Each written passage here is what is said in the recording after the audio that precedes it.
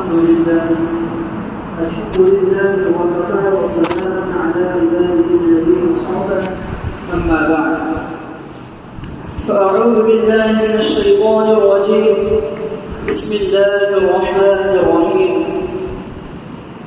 لقد كان لكم في رسول الله أسوة حسنة لمن كان يرجو الله واليوم الآخر وذكر الله كثيرا صدق الله العظيم.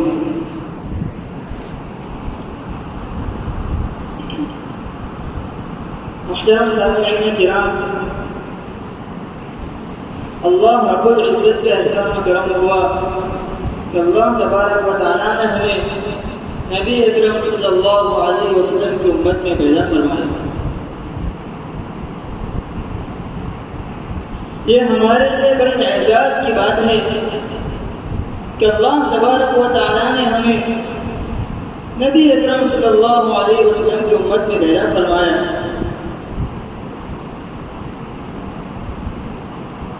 چنانچہ کئی انبیاء کرام علیہ السلام نے اس امت میں پیدا ہونے کے لیے دعائیں مانگی ہیں. محترم حضرات، میں نے آپ حضرات کے سامنے کلام اللہ پاک کی ایک آیت تلاوت فرمائی ہے. لَقَدْ كَانَ لَكُمْ فِي رَسُولِ اللَّهِ أُسْوَةٌ حَسَنَةٌ لِمَنْ كَانَ يَرْجُو اللَّهَ وَالْيَوْمَ الْآخِرَ وَذَكَرَ اللَّهَ كَثِيرًا. اللہ تبارک و تعالیٰ ارشاد فرماتے ہیں کہ تمہارے لیے نبی پاک صلی اللہ علیہ وسلم کی زندگی میں بہترین نمونہ موجود ہے. تمہاری زندگی کے لیے نبی پاک صلی اللہ علیہ وسلم کی زندگی اسوہ ہے، نمونہ ہے، آئیڈیل ہے. تم اپنی زندگی کو محمد عربی صلی اللہ علیہ وسلم کی زندگی کے مطابق کر دو. جو شخص اپنی زندگی کو حضرت محمد مصطفیٰ صلی اللہ علیہ وسلم کی زندگی کے مطابق کر لے گا وہی شخص دنیا میں کامیاب ہے، اور جو شخص اس کے خلاف کرے گا یقیناً وہ شخص ناکام ہے اور نامراد ہے.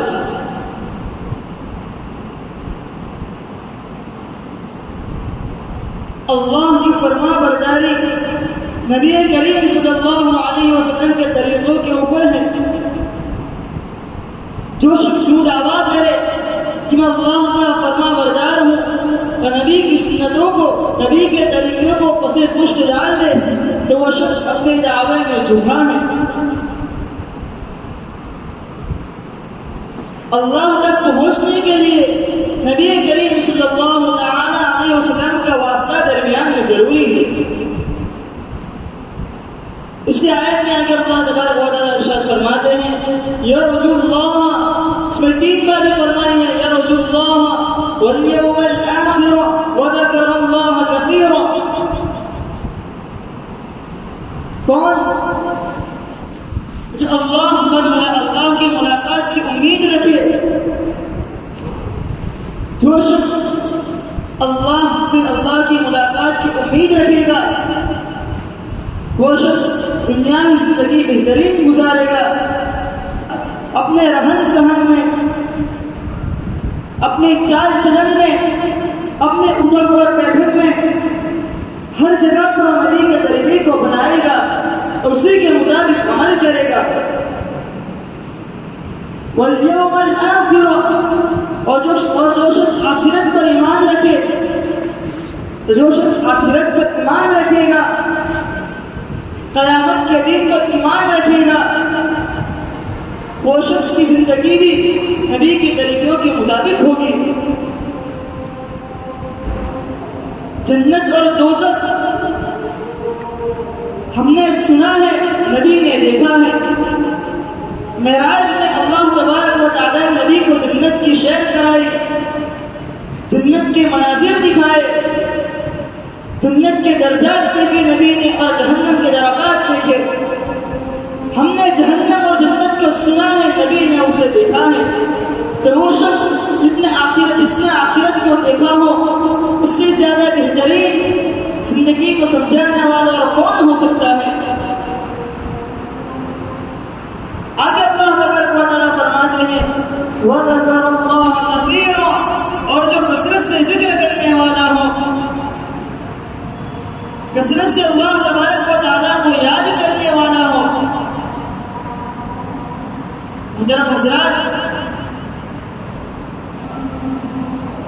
اللہ کو یاد کرنا ہے تمہیں کس نے سبحان اللہ کہہ دیا، کسی نے الحمدللہ کہہ دیا، کسی نے اللہ اکبر کہہ دیا، کسی نے لا الہ الا انت سبحانک انی کنت من الظالمین کہا، کسی نے کلمہ طیبہ پڑھا لا الہ الا اللہ محمد رسول اللہ، ایک اللہ کی ذکر ہے، اللہ کو یاد کرنا ہے۔ دوسرا اللہ کو یاد کرنا حقیقی ہے کہ ہم دیکھیں کہ اللہ کے نبی صلی اللہ علیہ وسلم کی زندگی کیسی ہے، میرے پیارے حبیب صلی اللہ علیہ وسلم کا روز و شب کیسا ہے، گھریلو زندگی کیسے ہے، گھر کے باہر کی زندگی کیسی ہے، پھر ہم اس کے مطابق عمل کریں، یہ حقیقی ہے۔ محترم حضرات، اللہ کے پیارے آقا صلی اللہ علیہ وسلم کی زندگی کے لیے نمونہ، پیارے آقا صلی اللہ تعالی علیہ وسلم کے لیے پیارے آقا کی سنت کے مطابق اسی وقت چلا جائے گا جب ہم اس کے مطابق جب ہم اس کو صحیح طرح سمجھیں گے۔ محترم حضرات، اللہ کی اطاعت کے لیے نبی کا واسطہ درمیان میں ہے۔ صحابہ کرام رضی اللہ تعالی عنہ اجمعین نے اسی کے مطابق عمل کر کے دکھلایا۔ صحابہ کرام کی زندگی دیکھے تو صحابہ کرام رضی اللہ تعالی عنہ اجمعین نے نبی کے اسوہ کو اپنا اسوہ بنایا، نبی کے طریقے کو اپنا طریقہ بنایا، تو دنیا میں بھی کامیاب ہوئے، آخرت میں بھی کامیاب ہوئے۔ محترم حضرات، یہ جو مہینہ چل رہا ہے ربیع الاول کا مہینہ ہے، ہم سب جانتے ہیں اس مہینے کے اندر بعض لوگ خرافات پر عمل کرتے ہیں، اس کی شریعت اسلامیہ کے اندر کوئی حیثیت نہیں ہے، شریعت اسلامیہ اس کی بالکل اجازت نہیں دیتا ہے، یعنی کہ عید میلاد نبی صلی اللہ علیہ وسلم یا 12ویں وفات کہہ دیجیے۔ سب سے پہلے تو یہ بات جان لینی چاہیے نبی کریم صلی اللہ علیہ وسلم کی پیدائش کی کوئی تاریخ مقرر نہیں، اس میں اختلاف ہے، کسی نے 9 ربیع الاول کہا، کسی نے 10 کہا، تو کسی نے 12 کہا، اور کسی نے اور مہینہ رمضان مبارک بھی بتایا ہے۔ ہاں یہ بات ضرور ہے نبی کریم صلی اللہ تعالی علیہ وسلم کی پیدائش ہمارے لیے مسرت اور خوشی ہے، لیکن خوشی اسے کہتے ہیں جو شریعت نے کہا ہو، خوشی ہو ہے جو شریعت کی نظر میں حقیقت میں خوشی ہو، خوشی ہو نہیں جب اپنے عقل کے سوچ اپنے عقل کے اوپر چل کر اسے خوشی مان لے۔ شریعت کے اندر ایک عید الاضحیٰ کا دن ہے جو حضرت ابراہیم علیہ نبینا علیہ الصلوۃ والسلام اور ان کے فرزند اسماعیل علیہ نبینا علیہ الصلوۃ والسلام کی قربانی کے اوپر اللہ تبارک و تعالیٰ نے ہمیں خوشی کی قربانی کو یاد رکھنے کے لیے اللہ نے ہمیں دیا ہے، اور ایک عید الفطر کا دن ہے جو رمضان مبارک کی وجہ سے اللہ تبارک و تعالیٰ نے ہمیں انعام کے طور پر ادا کیا ہے۔ حضرت ابو بکر صدیق رضی اللہ تعالی عنہ اجمعین کے دور خلافت میں، حضرت عمر فاروق رضی اللہ تعالی عنہ اجمعین کے دور خلافت میں، حضرت عثمان غنی رضی اللہ عنہ کے دور خلافت میں، حضرت علی کرم اللہ وجہہ کے دور خلافت میں، حضرت امیر معاویہ رضی اللہ عنہ کے دور خلافت میں، لیکن صحابہ کے زمانے میں، تابعین کے زمانے میں، تابعین کے زمانے میں عید میلاد النبی صلی اللہ علیہ وسلم کا کوئی حیثیت ملتی ہے یا کوئی اس کا وجود ہمیں نظر آتا ہو؟ صرف ہم نے اپنے طور پر اس کا وجود دے دیا ہے کہ جو ہم نے اچھا سمجھا ہم نے اس کا رواج دے دیا۔ محترم حضرات، یہ سراسر بدعت ہے، کل بدعت ضلالہ وکل ضلالة في النار, کہ ہر بدعت گمراہی ہے اور ہر گمراہی جہنم میں لے جانے والی ہے. محترم سامعین کرام, ہونا تو یہ چاہیے تھا کہ ہم نبی کریم صلی اللہ علیہ وسلم کی زندگی کا مطالعہ کرتے, نبی کی سیرت کو پڑھتے, نبی کی سیرت کو دیکھتے, نبی کے چال چلن کو دیکھتے, نبی کے رہن سہن کو دیکھتے, نبی کے اٹھک بیٹھک کو دیکھتے, ہم اسی کے مطابق اپنی زندگی کو ڈھا دیتے. سیرت نبی اتنی وسیع ہے کہ اس پر عمل کرتے چلے جائیں, لیکن کبھی ختم ہونے والے نہیں ہیں. لیکن ہم نے نبی کی سیرت کو صرف کھیل اور تماشا بنا دیا. محترم حضرات, کون نہیں جانتا کہ عید میلاد کے جلوس پر کتنے خرافات وجود میں آتے ہیں. سب سے پہلے کہ اللہ تبارک و تعالیٰ نے نماز کا حکم قرآن پاک میں بار بار فرمایا کہ تم نماز قائم کرو, نماز قائم کرو, نماز کو مضبوطی سے پکڑ لو. تو عید المیلاد کے اندر جلسے جلوس کی مشغولی کے اندر نماز چھوڑ دیتے ہیں اور یہی سمجھتے ہیں, یہی عید میلاد اصل سمجھتے ہیں, پر نماز کو چھوڑ دیتے ہیں. یہ تو سراسر ظلم ہے. پھر اس سے بڑھ کر نبی پاک صلی اللہ علیہ وسلم کی نبی پاک صلی اللہ علیہ وسلم کے نام پر کیک بنائی جاتی ہیں, اس کے اوپر پیارے آقا صلی اللہ علیہ وسلم کا نام لکھا جاتا ہے اور اسی کو چھری سے کاٹا جاتا ہے. محترم حضرات, یہ ظلم نہیں تو کیا ہے؟ اللہ اللہ اقبال کی قبر پر کروڑ رحمت نازل فرمائے. انہوں نے کہا تھا, سالوں پہلے کہا, یہ امت خرافات میں کھو گئی, حقیقت روایات میں کھو گئی, یہ امت خرافات میں کھو گئی. ہم خرافات میں کھو گئے, اصل کو بھلا دیا. ہونا یہ چاہیے تھا ہم نبی کے دامن کو مضبوطی سے پکڑ لیتے. اس طرح صحابہ کرام نے نبی صلی اللہ علیہ وسلم کی سیرت کو بنایا تھا تو انہوں نے کیسر و کسرا کی تختے کو پلٹ دیا تھا اور وہ دنیا پر چھا گئے تھے. اصل کیا وجہ تھی؟ صحابہ کے زمانے کی بہت بڑی جماعت نہیں تھی. ابھی مسلمانوں کی جتنی تعداد ہے, جتنی کثرت ہے, اس کے مقابل صحابہ کی جماعت تو بہت کم تھی.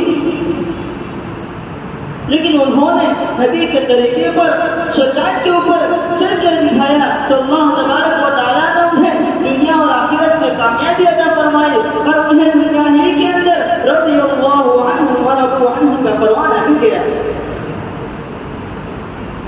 محترم حضرات, ضرورت اس بات کی ہے کہ ہم ایسے خرافات سے بچے اور ہم زیادہ سے زیادہ نبی پاک صلی اللہ علیہ وسلم کی سیرت کے اوپر عمل کرنے والے بن جائے.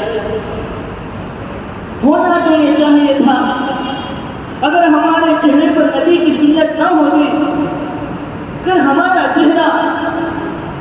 چہرے پر داڑھی نہ ہوتی تو ہم داڑھی سے اپنا چہرہ سجا لیتے. اگر ہمارا لباس, ہمارا طور طریق, ہمارا لباس نبی کے لباس کے مطابق نہ ہوتا تو ہم اپنے لباس کو نبی کے لباس کے مطابق کر لیتے. اپنے گھریلو زندگی, ازدواجی زندگی شریعت کے مطابق نہ ہوتی, نبی کے طریقے کے مطابق نہ ہوتی تو ہم اس کو اسی کے مطابق کر لیتے. محترم حضرات, جب آپ صلی اللہ تعالی علیہ وسلم نے پہاڑی کے اوپر کھڑے ہو کر کہا تھا کہ تم نے مجھے کیسا پایا, تمام لوگوں نے ایک زبان ہو کر یہی کہا تھا, ہم نے آپ کو سچا پایا. کفار نے کہا تھا, مشرکین نے کہا تھا. لیکن آج ہم دیکھ لیجیے, نبی کریم صلی اللہ تعالی علیہ وسلم نے نبی کریم صلی اللہ علیہ وسلم ان خرافات کو مٹانے کے لیے دنیا میں آئے. آپ صلی اللہ علیہ وسلم جن چیزوں کو مٹانے کے لیے دنیا میں مبعوث ہوئے، آج ہم نے اسی کو اپنا لیا. محترم حضرات، ہمیں آپ صلی اللہ علیہ وسلم کی زندگی کے اوپر عمل پیرا ہونا ہے. اس طرح صحابہ کرام نے آپ صلی اللہ علیہ وسلم کی زندگی کے اوپر عمل کر کے دکھلا دیا. صحابہ کرام آپ کی بات مانتے تھے، آپ کی بات سنتے تھے، فوراً عمل کر دیتے تھے.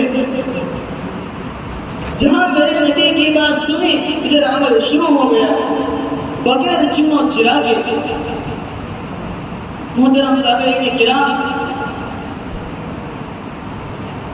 آپ صلی اللہ علیہ وسلم کا چچا ابو لہب، میرے نبی کی جب ولادت ہوئی، آپ صلی اللہ علیہ وسلم جب دنیا میں مبعوث ہوئے، آپ کی تشریف آوری ہوئی تو خوشی کے موقع پر ابو لہب نے اپنی انگلی کے اشارے سے اپنی باڈی کو آزاد کر دیا تھا. نبی کی ولادت کے اوپر اس نے خوشی منائی تھی. لیکن جب آپ صلی اللہ علیہ وسلم نے دین کی دعوت دی تو اسی نے سب سے پہلے مخالفت کی. نبی کی ولادت کے اوپر خوشی تو منائی، لیکن نبی نے جب دین کی دعوت دی، اعلاء کلمت اللہ کیا، تو اس نے دین کی دعوت پر لبیک نہ کہا بلکہ میرے نبی کی مخالفت کی. آپ صلی اللہ علیہ وسلم کی پیدائش یقیناً خوشی اور مسرت کا دن ہے، اسی کے اوپر خوشی منائی جائے. خوشی کا مطلب یہ نہیں کہ ہم خرافات کو جنم دے. خوشی کا موقع تو یہ ہے جو ہمیں شریعت نے سکھایا ہے. اس طرح میرے بزرگوں اور دوستوں، ضرورت ہے اس بات کی کہ ہم سنت نبی کو اپنے سنت نبی پر عمل پیرا ہو جائے. آج جو ہم دنیا کے اندر ذلیل و خوار ہیں، اس کی سب سے بڑی وجہ بھی یہی ہے کہ ہم نے اللہ کے احکامات کو بھلا دیا، نبی کے طریقے کو چھوڑ دیا. ذرا دیکھیے صحابہ کے واقعات، دیکھیے اس نے نبی کے سنتوں پر عمل کیا تو اللہ تبارک و تعالیٰ نے ہر چیز کو ان کا فرما بردار، ہر چیز کو ان کے تابع کر دیا. جب ضرورت پڑے مسلمانوں کو تو اللہ نے بارش برسا دی، جب ضرورت پڑے تو اللہ نے تیز ہوا کو چلا دیا، جب ضرورت پڑے تو اللہ نے طوفان بھیج دیا. چنانچہ غزوہ بدر، غزوہ احد، غزوہ خندق کے واقعات ان سب کی گواہی دیتے ہیں. محترم حضرات، ہمیں آپ صلی اللہ علیہ وسلم کی زندگی کے اوپر مکمل طور پر عمل پیرا ہونا ہے. نبی کی زندگی کے اوپر، اپنی زندگی کو نبی کی زندگی کے اوپر ڈھالنا ہے. اللہ تبارک و تعالیٰ سے دعا ہے، اللہ تبارک و تعالیٰ ہماری زندگی کو نبی کریم صلی اللہ علیہ وسلم کی زندگی کے مثل کر دے، اور آپ صلی اللہ علیہ وسلم کی اسوہ حسنہ کو اپنی زندگی کے اندر پیدا کرنے کی توفیق عطا فرمائے. آمین. وآخر دعوانا الحمد للہ رب العالمین.